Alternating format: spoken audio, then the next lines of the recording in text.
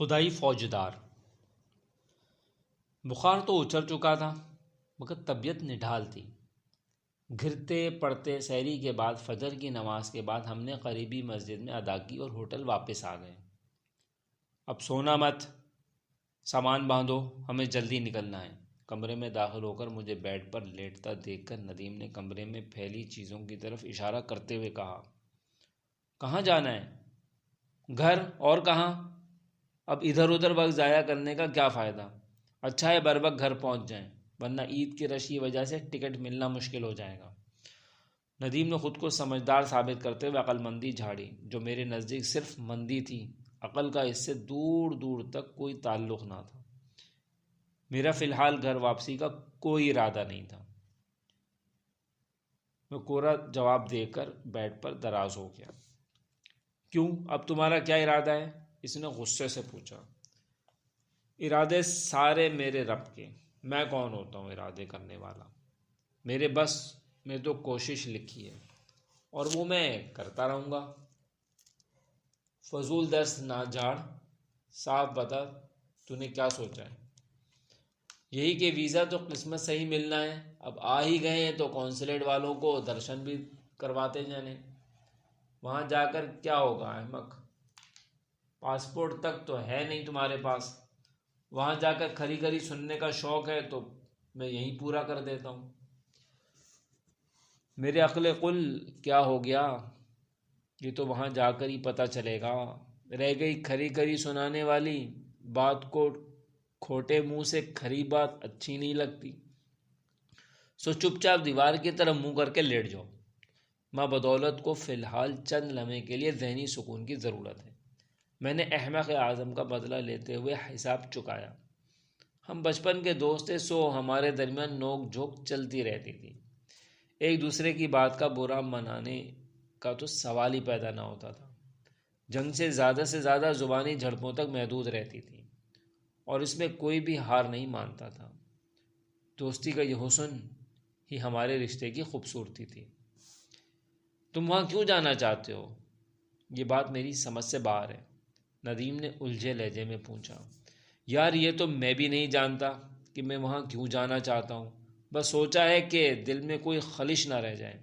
نہ جانے کیوں میری چھٹی حس مجھ سے کہہ رہی ہے کہ سلمان اکبر تمہیں وہاں ضرور جانا چاہیے، شاید کوئی راہ نکل آئے۔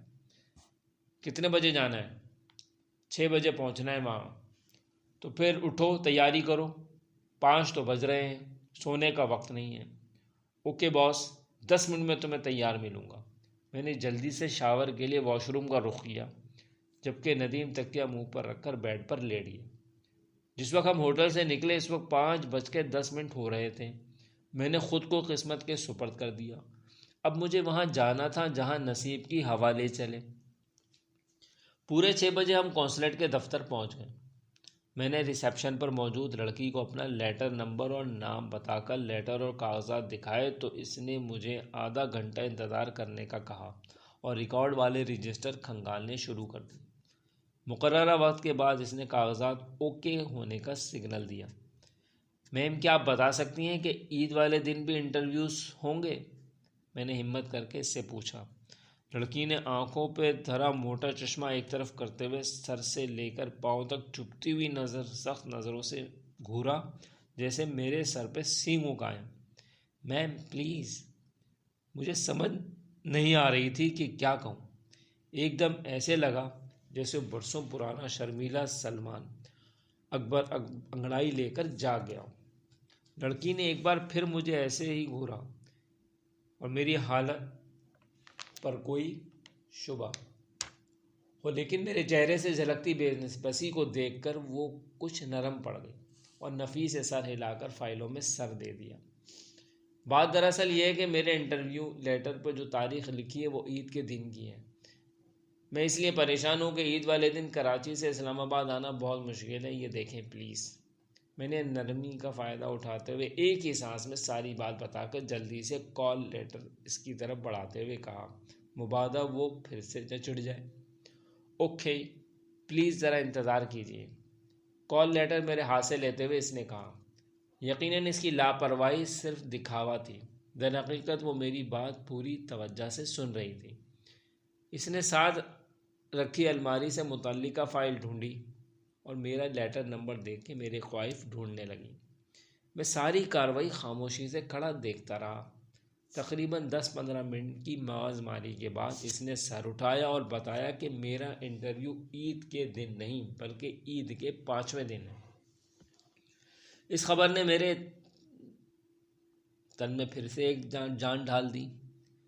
مسٹر سلمان اکبر، ہم معذرت خواہ ہیں کہ ہماری غلطی کی وجہ سے آپ کو زحمت کا سامنا کرنا پڑا۔ لڑکی نے نیا کال لیٹر تیار کر کے مجھے پکڑاتے ہوئے پیشہ ورانہ اخلاق کا مظاہرہ کرتے ہوئے کہا۔ اٹس اوکے، میں نے مسکرا کر سر ہلایا۔ تاریخ میں تبدیلی کی خبر سے جو خوشی اس نے مجھے دی تھی، اس کے بدلے تو 7 خون بھی معاف تھے۔ ندیم ویٹنگ چیئر پہ میرے انتظار میں بیٹھا آنے جانے والوں کے جائزے میں مصروف تھا۔ میں جلد از جلد کراچی پہنچنا چاہتا ہوں، میں نے اسے بلا کر کہا۔ خیریت؟ اچانک کایا کیسے پلٹ گئی؟ ابھی کسی سوال کا جواب دینے کے لیے وقت نہیں ہے، بس نکلنے کی کرو۔ میرا بس نہیں چل رہا تھا کہ اڑ کر کراچی پہنچ جاؤں۔ دماغ آئندہ کی حکمت عملی میں الجھا تھا اور میں مسئلے کا حل یکسوئی سے سوچنا چاہ رہا تھا۔ ہم ہوٹل سے حساب کلیئر کر کے چلے تھے، لہٰذا ہمارا مختصر سا سامان ہمارے پاس ہی تھا، سو ہم سیدھے ایئرپورٹ کی طرف روانہ ہوئے تاکہ پہلی فلائٹ پکڑ سکیں۔ میں ایک لمحے میں ضائع کرنا نہیں چاہتا تھا۔ قدرت نے جو مہلت دی تھی، میں اس سے بھرپور فائدہ اٹھاتے ہوئے ایڑی چوٹی کا زور لگا لینا چاہتا تھا۔ مجھے ہر صورت میں نیا پاسپورٹ بنوانا تھا۔ دوپہر ڈھل رہی تھی جب ہم بھاگم بھاگ ایئرپورٹ پہنچے۔ ہمیں رات 2 سے 3 بجے کے درمیان کا ٹکٹ ملا، جس میں نے اس کو بھی غنیمت جانا۔ صبح 6 بجے جہاز نے ہمیں کراچی اتارا تو میری سانس میں سانس آئی۔ معمول کی کارروائیوں سے فارغ ہو کے باہر آتے آتے 8 بج گئے۔ اگلی منزل میرے علاقے کا صدر تھانہ تھا، جہاں مجھے پاسپورٹ گمشدگی کی رپورٹ درج کروانی تھی۔ رپورٹ درج کروا کے جب تھانے سے نکلا تو دن کے 10 بج رہے تھے۔ نیند اور تھکن کے مارے برا حال تھا، مگر اس کے باوجود میں نے گھر جانے کی خواہش کا گلا گھونٹتے ہوئے پاسپورٹ آفس کا رخ کیا۔ میں اپنی ہر ممکن کوشش کر لینا چاہتا تھا تاکہ کوئی حسرت نہ رہے۔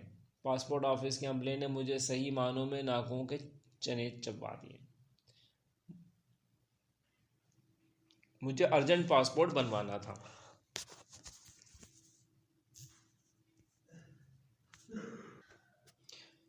چھٹی میں وقت کم ہی تھا، اس لیے وہاں کوئی بھی میری بات سننے کو تیار نہ تھا۔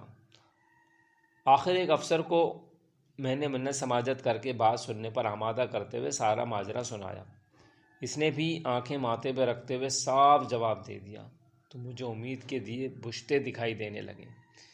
پلیز سر، کوئی تو حل ہوگا میری مشکل کا، آپ کوشش کر کے تو دیکھیں، شاید آپ کے سبب ہی میری تقدیر بدل جائے۔ میں نے خوشامدانہ لہجے میں افسر کی منت سماجت کی۔ دیکھیں مسٹر، نہ اپنا وقت ضائع کریں اور نہ میرا۔ کل سے آفس میں عید کی چھٹیاں ہو رہی ہیں۔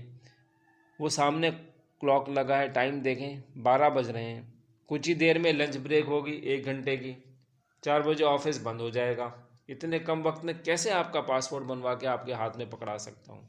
الادین کے چراغ کا، جن کو تو شاید یہ کام کر سکیں مگر میں نہیں کر سکتا۔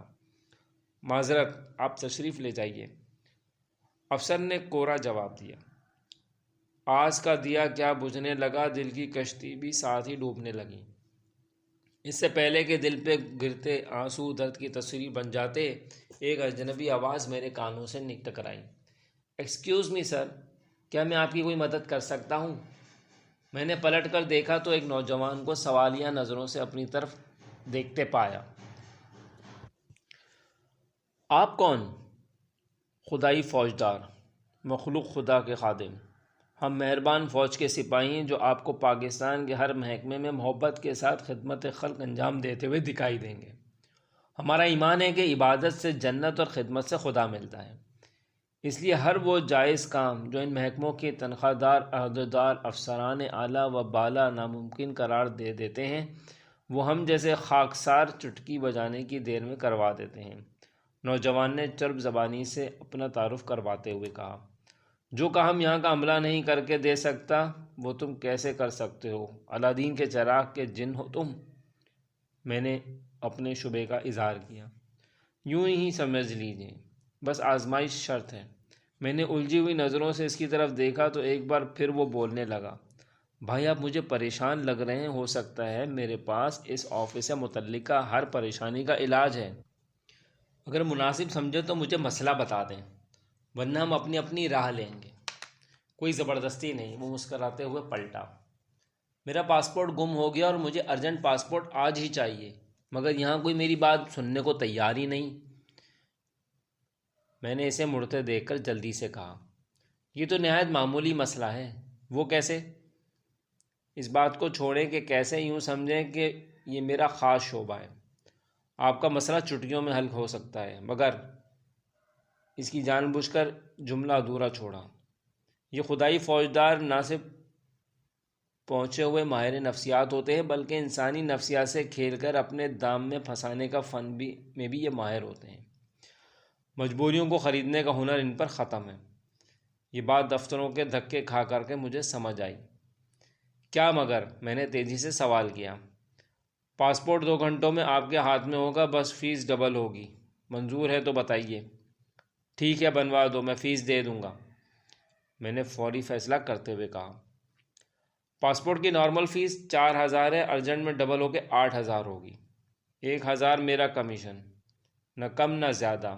2 گھنٹے میں پاسپورٹ آپ کے ہاتھ میں ہوگا اور میرا کام ختم۔ منظور ہے تو نکالیں پیسے۔ خدائی فوج کے خدمتگار نے خالص کاروباری انداز میں 2 ٹھوک بات کی۔ سچ کہتے ہیں کہ بندہ مجبور نہیں ہوتا، حالات مجبور بناتے ہیں۔